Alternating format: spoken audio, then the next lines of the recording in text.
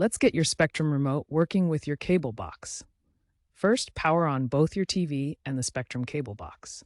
For most remotes, you'll begin by pressing and holding the cable or A button on the remote until the LED light illuminates.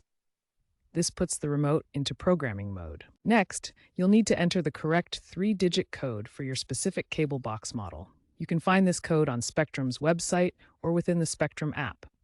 Common codes include 000, 181, and 227, but it's essential to use the one for your box. Once the code is entered, test the connection by pressing the channel up-down buttons.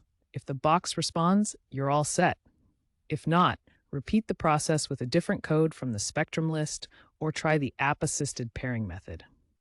Be sure to point the remote directly at the cable box during the initial code entry phase. For newer Spectrum remotes, especially the XR series, Bluetooth pairing provides a modern and reliable way to connect your remote to the cable box. To start, press and hold the cable and OK buttons on your remote for about 3 seconds.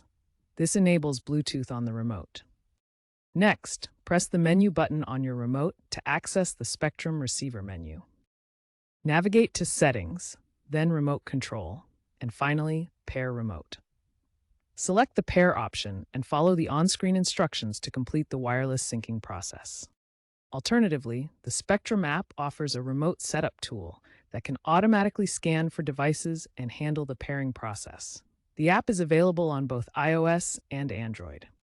Bluetooth pairing offers extended range and eliminates the need for line of sight with the cable box.